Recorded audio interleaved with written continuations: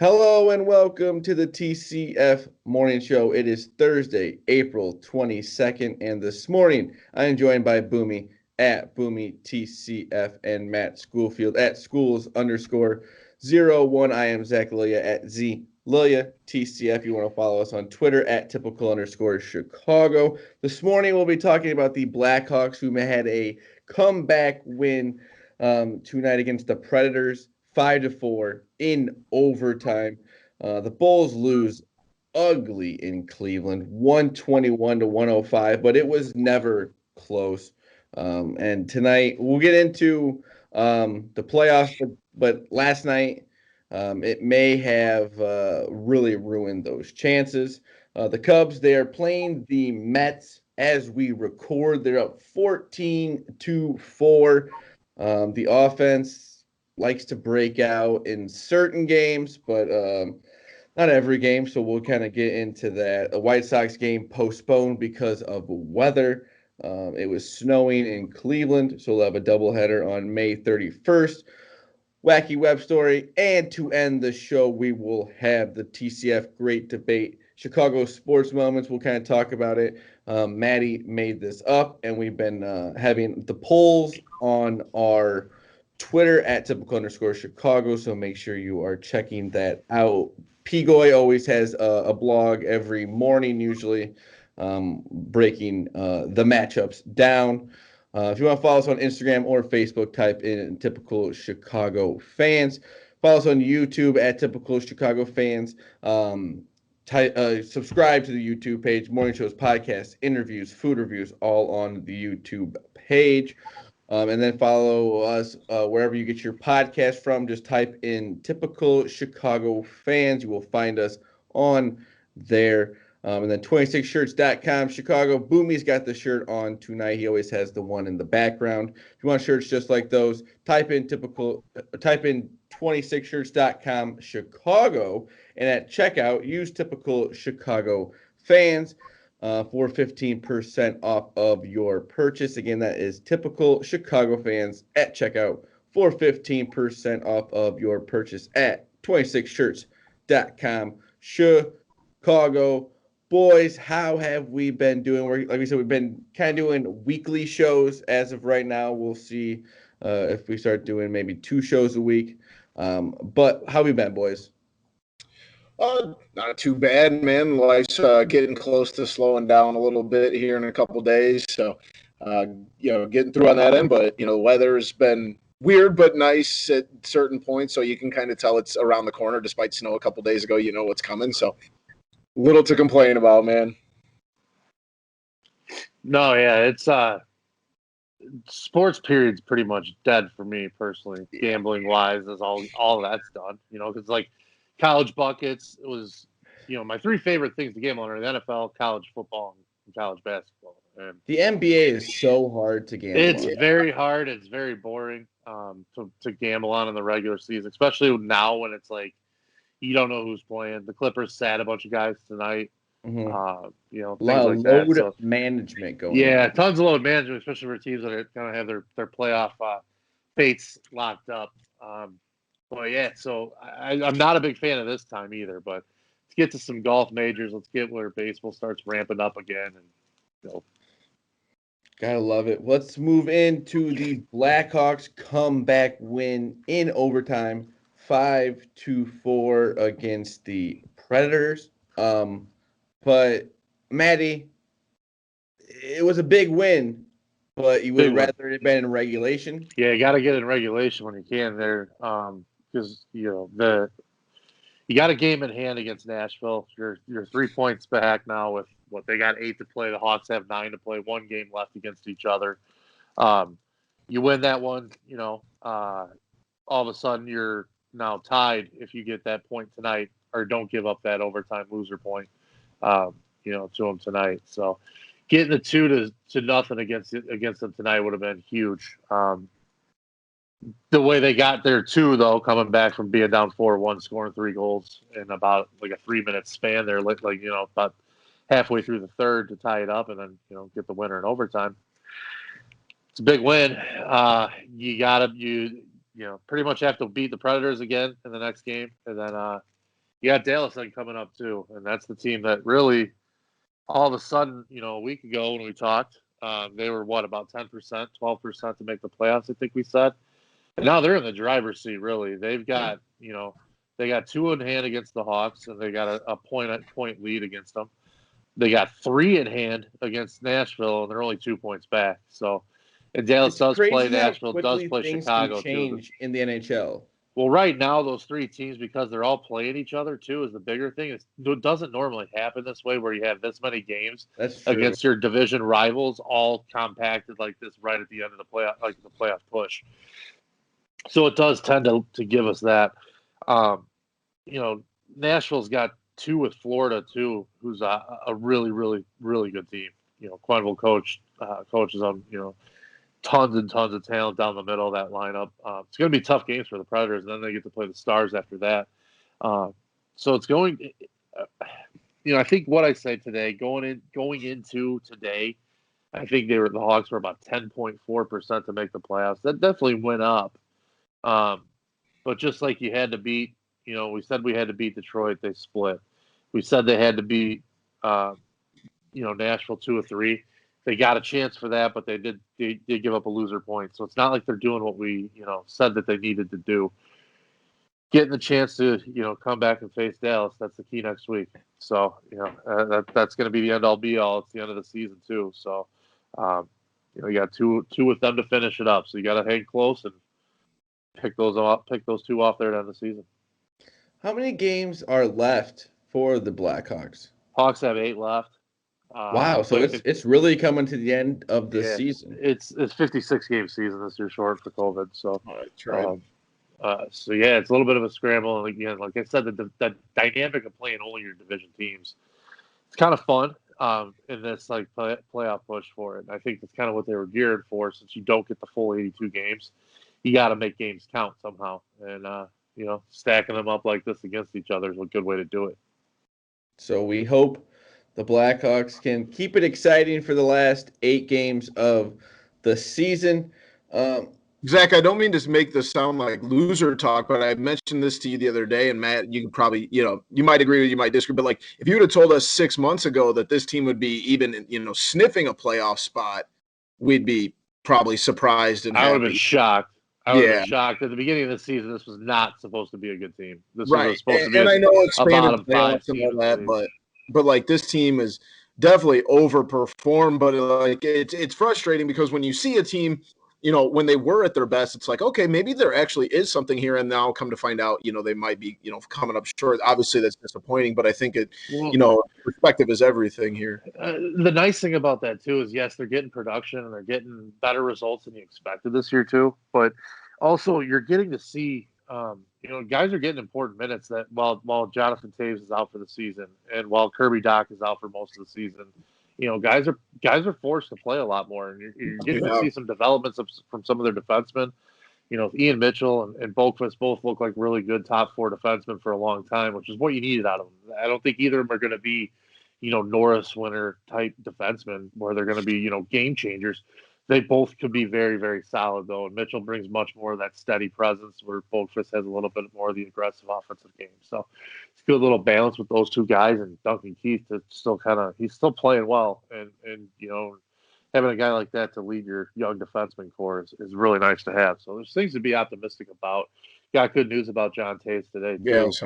With it sounds like his whatever the ailment that he's got, it seems to be progressing to the point where he thinks he should be able to play next season, which that's all you can hope for at this point.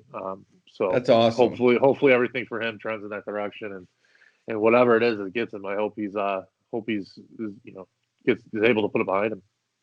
That's awesome, and with the optimism with the Blackhawks, not really with the Bulls right now.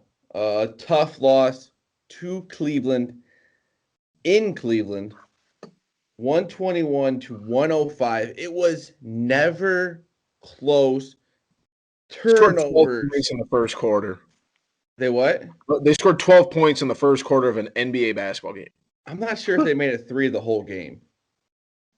That's bad. It's just awful. Bad. And it's just, really and truthfully, this season is pretty much over. Zach LaVine He's out for who knows how long. That's what's been tough. I understand that. But games like this, you got to win, and you go out and they do that? Yeah. Like, this team is good enough with Vucevic to win these games. I understand Zach LaVine's out, but come on, guys. Yeah, that's embarrassing. I mean, I would respect that kind of loss if it was to the 76ers or the Jazz, but like to go into Cleveland, who's below you in the standings, and play like that, it just was when you uninspired. Just went into Boston and won. Yeah. You can't pick and choose when you're in the middle of a playoff race. And they finally, right now, they're sitting in the 12th seed. They have, and this was before today, their playoff hopes were 3.7%, I believe. 3.7 before today's loss. So that's probably even going to go farther down. It's not what a team that wants to be in the playoffs. They're not good enough to be in the playoffs. I mean, let's not beat around the bush anymore. Without Zach LaVine, they don't deserve to be in the playoffs. As of right now, the Wizards would be the 10th seed. It's just it really was watching the game. It just didn't look like the effort was there. No, and maybe looked like they were in the middle of a walkthrough. Maybe I'm wrong, but it just in games like that, like you gotta at least make it competitive. Right. I mean, and like you said, I mean, missing Zach LaVine is one thing, but you still had Vucevic out there, and like there's teams that are missing big guys right now, and I'm not comparing like, Zach LaVine to LeBron or AD, but the Lakers are keeping their head above water without their two best players. The Bulls can't even beat the Cavaliers without their best player. I mean, like, that's a team that belongs in the playoffs. I'm going to disagree right now. And they're obviously sitting on the outside. They're probably around a 2% chance of making the playoffs now, but it's frustrating. But it's also in the same vein as the Blackhawks. Like, if you would have told me they would, have been good enough to be in a playoff hunt 6 months ago, I probably wouldn't have believed you. But it's frustrating in the sense that we've seen them perform at very high levels, and they add Vucevic. So you're like, yeah, this finishing in the top 10 shouldn't be a problem. And then it's been more inconsistent than it has been. So you need to get Zach LaVine healthy. You got to add a piece over the summer. You got to draft well, and then, look to make your run into the playoffs next year, I think. Because I don't think there's a hell get into the playoffs this year. I hope I'm wrong. I think this front office will do that. Yeah, I think the biggest thing here, and we very briefly talked about the free agency coming up, and like there are some names in there that if you can add and create a good core, but you've got to pick up some names. You got to not only do you have to get a bigger name guy, you've got to get some pieces on the outside of that core that know how to win, that have been in the playoffs, because right now they lack that immensely. Matt, you got anything? Well, where do you guys stand on, say, your Kobe Whites and the Lauri Markkanens and what do you do with them? Like, do you package them? What do you do with Vucevic after the season? Like, do you try to use him to go a step up, from him? Like, to get that next tier piece. You know what I mean? If it's available to you, you got to explore it. But I would, put Lauri Markkanen in a box and ship him anywhere that'll take. He stinks. I like Kobe White. I like Kobe White. I know there's bias probably with him being a Carolina guy. I think he's got a skill set that can be utilized in the NBA. But I'm worried that he's plateaued. Very inconsistent. What his next step is. Yeah. I think totally. I think there's some inconsistency with how he's used, though, too. And I think, but that's also the part where if you don't play well, then you lose the starting job. You know what I mean? No, yeah, for sure. I think he can be a productive piece on a good team. I really do. So hopefully that's next year with the Bulls. Yeah. And if you can get something for him, fine. You know what I mean? Like, if that's if you have to deal him to get an upgrade, sure, whatever. I'm not saying it's like a guy you can't get rid of. I do think he's got something to give. That's all I'm saying. Yeah. And I think if you pair him with, Zach and Vooch and, maybe one more bigger guy, one guy that can, help you win games, where he's the fourth option, the fifth option in a starting five, then you're in a good spot. But right now, I don't know if he's, there's a little too much on his shoulders because he's probably supposed to be the third best player. Because you could argue Lauri Markkanen, but I'm so out on him. I'd trade him for a, couple unaired. So disappointing too, because that guy showed some flashes of some really good. He's had all the potential in the world, but like you talk about inconsistent. You look up inconsistent in the basketball dictionary, and he's right there. So definitely towards the top. The Bulls, we'll have to see how the season plays out. Hopefully they can real quick though, on still. the Bulls, I saw like a prop that like Billy Donovan of the next coaches to get fired in the NBA. Billy Donovan was like the 6th highest odds in the gambling world. I didn't believe that at all. What? Yeah, it was like That's stupid. What the reason? That's not even worth talking about because that doesn't seem like that just doesn't even seem like an AK move. I don't think like a quick trigger. I think he's actually like. Guy hasn't even been here 12 months. No, like continuity is their thing, like building something. The Cubs playing tonight. They hopefully will be 8-9. There's an inning left. They're up 14-4. Trying to get back to 500 if they can. Do they have a 3-game series against the Mets or 4?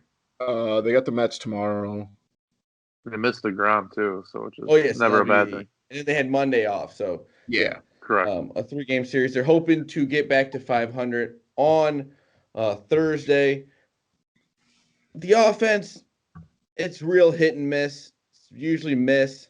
I have no confidence in it. They're playing well tonight. They still only have 10 hits, 14 runs. So I have to mention to somebody who I know is listening is a very big Mets fan as well, who mentioned to me a statement earlier in the week about the Cubs offense being historically bad. And I just want to say, historically bad just scored 14 runs on your ass tonight. Yes. I just want to remind you about that. So I know you're listening. I know you're driving. I know you're driving your recycling truck, so I will talk to you. I can't wait for this text to come through tomorrow. But yes, this historically bad offense just scored 14 runs on your ass. Matt's been following Fred on Twitter for too long. He's keeping receipts, and he doesn't forget. Don't forget it. I love it. Yeah, their third baseman is in the game, so you got to love that. Interesting. Matty will. I'm glad we missed the ground, though. I'm glad the Cubs get to miss the ground. That's never a bad thing. So. No. Yeah. But Matty, that's 2 games in 5 days that the Cubs have scored 10 runs or more. I mean, it's in bunches, but at least it's there. It's better than the first 10 games of the season. But Boomy, they had 14 runs on 10 hits. 14 runs. Yeah, also a grand slam. Like at least better. It's a hell of a lot better. Grand slam. They still got on without hitting the ball. Let's just put it that way. They had a grand slam up 6 runs. It still beats the hell out of where we were 2 weeks ago. When I eat it. I agree, but we can't look the gift horse in the mouth. We saw how bad this offense was 2 weeks ago. This is a hell of a lot better than that. I don't think, honestly, I understand that this may sound stupid, but a 10-run night isn't going to just mean that your offense is just better. It means you had a good night. If your offense is better when you can consistently 2 and 5 games, though, that means nothing. Zach, that means nothing if you can score. If you can't score more than 5 runs against the Pirates, but you can go score 10 runs in a random game, good for you. You won by 10 runs tonight. This is where it's going to be deceiving, too, because going into tonight, the Cubs have the worst run differential in the National League. And now they're going to go from -21 to all of a sudden they're going to be at -11. And it's going to be very deceiving. It doesn't mean nothing, but it doesn't mean that they're suddenly back. Right, that's what I agree. A couple consistent weeks together. Like this weekend is huge. You've got to go out and be able to put Milwaukee's starting pitching is incredible right now. You go out and you put up a couple games where you have 5, 6 runs against a very good pitching staff. Now I'll be able to maybe you're back. But I'm fine with that. Like I said, I want runs when the Cubs need runs, not when a grand slam when we're up 10 runs or 6 runs. I think it was. Yeah. I'm not saying that the offense doesn't look. They look okay, but it's not like ooh, they're back. Let's not kid ourselves though. The difference between a -21 run differential and a -11 run differential is night and day when like you're looking at it on paper. Like it is a night and day number. This is what the Cubs have been doing for the last few years. Is Right. string together like a few games where they go 10 runs, and then they'll go games where they go 0-1-1, 2-1, 1-1, 0-2-2-1. It's just a pattern. You're absolutely right. And that's the only reason that gets me worked up is because it's like tonight is like, oh, the Cubs, they played so well. You know, I would like these runs. Yeah. They just scored another run. And it's just like, can we at least might be more frustrating that they have talent. They have talent and it continues like this. Like it's there, but why can't it be there in big games? Yeah. When you need it the most. The White Sox at 500. Giolito had a rough outing against the Red Sox. Was that like an 11 a.m. game? Yeah, it was 10 a.m. in Central Time because it's Patriot Day. It started at 11 a.m. Eastern. That's one of those games you just kind of forget about. He's the type of guy that's not going to matter. But then the next day they go out and Carlos Rodon had a pretty nice outing. Rodon followed up his no-hitter pretty well. Pitching really well. I really think that the White Sox are in a good spot. They're going to be competitive all year. They're at 500 right now, but they got a young offense that they can score. Unlike the Cubs, they can consistently score those kind of runs. Yeah. I don't disagree. Even in their loss, I mean, they lose to Boston 11. They still put up 4 runs. They can score in bunches, man, and put up 8 then the next day on the Indians. So they're fun to watch. Tim Anderson is back. So very winnable series this weekend with the Rangers. It's just sad as a Cubs fan to see the excitement in White Sox fans and stuff. And well, if you're looking for excitement, don't go to White Sox Twitter. Oh, God. But we live for nights where we win by 12 runs and we get excited for a few days. I could really use Ian Happ to do something here with a couple guys on base. It's like the verbal. Use a little fantasy guy boost poking here. Things with a stick and it says "do something." Yeah, please. We love Ian Happ, though. We love Ian Happ. I just want him to. I just need his production to tick up a little bit. That's it. Cubs might score 20 tonight. Like I said, what is it? Save some runs. Yeah, absolutely. Yeah, do what you got to do. Carry a couple over tomorrow, whatever. Yeah. But Boomy, you got a wacky web story for us? I sure do, and this goes out to a giant stooge of the week from Corona, California. A Southern California man is recovering after he was bitten by a rattlesnake when he tried to pick up the dangerous reptile with barbecue tongs. This idiot just saw a snake rattling, one of the few creatures that lets you know that it's actually there, being it has a giant rattle attached to his ass, was letting you know he was there. This idiot goes over with a pair of just grill tongs, clink, clink, walks over and tries to pick up a rattlesnake, boom, strikes him, gets him on the hand. But yeah, just a word to the general public. If you ever see a snake rattling at you, don't use your barbecue tongs to try and pick him up and get him off your property because you're probably going to end up in the hospital. If you see a snake, just run away. Yeah, like that's very write it down. If that's I hate snakes. They're the worst. Snakes are the worst. Run faster. What an idiot. Boomy knows how much I hate mice. I hate snakes more. Oh, they're the worst. Unbelievable. Oh. Who sees a rattlesnake is like, don't worry, guys, I got this. It's like, oh, what do you got, a trap? Do you have a gun? Do you have a flamethrower? No, I've got my barbecue tongs that I just get hot dogs off of my, Weber grill. You're an idiot. I don't think there's an animal on the planet that can make me run faster away than a fucking snake. Garter snake.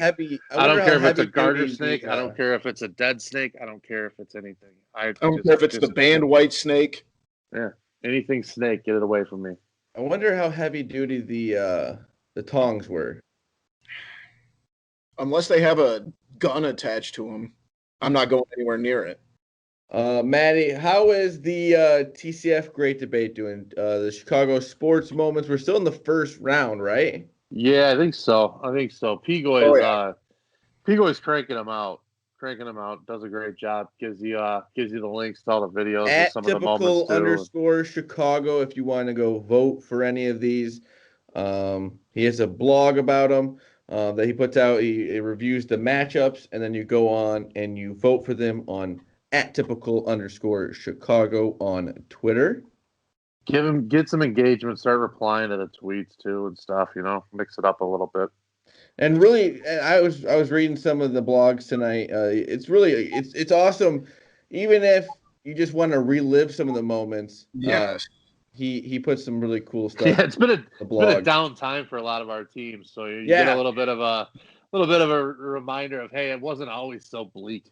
Yeah, the Sammy 65th home run went today one. That was a good little, Jari in the field. I see, and I'm glad you like that, because I know like the 66th homer was where he finished, and he looks like the Joker. Boomy's frozen as the Joker there, but now he's good.